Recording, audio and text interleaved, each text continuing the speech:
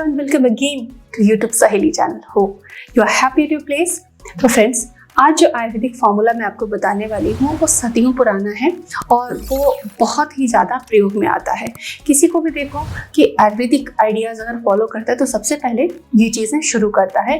अश्वगंधा एक best Ayurvedic remedy है fertility के लिए। क्यों है? इससे फ़ायदे क्या होते हैं? इसके लेने का तरीका क्या है? क्योंकि पुरुषों का तरीका और महिलाओं का तरीका थोड़ा थोड़ा डिफरेंट है।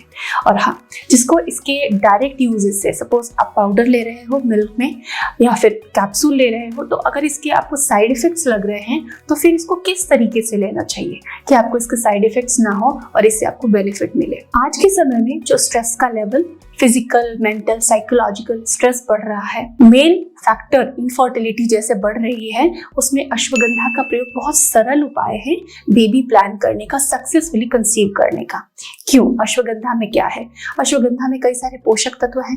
ये एक रूट होती है, अश्वगंधा जड़ होती है, उसी का पाउडर बनाया जाता है और उसी को कैप्सूल के फॉर्म में, अवलेह, पाक के फॉर्म में या पाउडर के फॉर्म में कंज्यूम किया जाता है। आप अश्वगंधा क्यों यूज करें?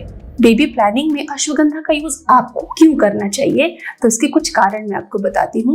नंबर 1, ये आपके अंदर जो बहुत सारे थॉट्स चलते हैं और वही थॉट्स कभी कभी नेगेटिव हो जाते हैं, आप बहुत ज़्यादा स्ट्रेसफुल फील करते हैं, डिप्रेस्ड फील करते हैं, एंजाइटी फील करते हैं, महिलाओं में हार्मोनल इम्बैलेंस रहता है, पुरुषों में स्पर्म पैरामीटर्स डाउन रहते हैं, जैसे कि स्पर्म काउंट है, मॉर्फोलॉजी के इशू होते हैं, स्पर्म की आकृति बिगड़ी हुई रहती है तो वो फर्टिलाइज नहीं कर पाता एग को। इसके अलावा स्टैमिना, वाइटलिटी, एनर्जी लेवल, ये सब कुछ आपकी फर्टिलिटी को प्रभावित करते हैं, सबको बूस्ट कर देता है, ब्रेन को काम करता है, कूल करता है, जिससे आपका तनाव सिग्निफिकेंटली कम हो जाता है। जो हाइपोथायराइड के पेशेंट हैं, जिनका प्रोलैक्टिन बढ़ा हुआ है, वो भी इसे ले सकते हैं। पीसीओडी के पेशेंट्स भी इसको ले सकते हैं। मेल फैक्टर इनफर्टिलिटी में बिल्कुल आसानी से आप अश्वगंधा ले सकते हैं। ये स्पर्म की क्वालिटी के साथ साथ एग की क्वालिटी को भी बेहतर बनाता है। जैसे आप अच्छी डाइट लेते हैं, बिल्कुल उसी तरीके से डाइट में एक चीज और शामिल कर सकते हैं, वो है अश्वगंधा। लेकिन इसकी डोजेस क्या है, इसके लेने का तरीका क्या है, कब लेना चाहिए, क्या फीमेल्स को भी मेल की तरह लेना चाहिए? नो, तरीके थोड़े डिफरेंट हैं। सबसे पहले हम इसके डोजेस के बारे में बात करेंगे। पुरुषों के लिए इसका क्या प्रयोग है, कैसे लेना चाहिए, उसकी बात करेंगे। तो इसको लेने का बेस्ट टाइम है कि आप रात को सोने से पहले ले लीजिए। उसको आप मिल्क के साथ ले सकते हैं, कैप्सूल है, पाउडर है, आप मिल्क में ऐड करें।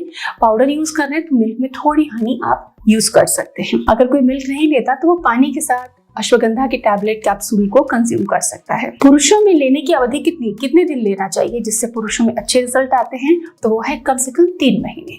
3 महीने में आपको अच्छे नतीजे मिलना शुरू हो जाते हैं। लेकिन महिलाओं में तरीका थोड़ा सा डिफरेंट है। कैसे ले सकती हैं फीमेल्स? तो अगर आप डायरेक्टली अश्वगंधा पाउडर लेती हैं तो आपको इसे कम अवधि के लिए लेना है, पूरे महीने के लिए ना लें। जिनको बहुत ज्यादा कमजोरी है, भूख नहीं लगती, बहुत ज्यादा मिजरेबल कंडीशन है, स्टैमिना, एनर्जी, पूरे महीने ले सकते हैं। लेकिन अगर आपको लेने में समस्या है तो अवलेह और पाक, अश्वगंधा के अवलेह के फॉर्म में, पाक के फॉर्म में, जैसे कुछ नाम आपने देखे होंगे, मेधा रसायन, जिसमें मेन इंग्रेडिएंट अश्वगंधा रहता है, कई औषधियों के साथ इसका रसायन बनाया जाता है, उसको अवलेह कहते हैं आयुर्वेद में।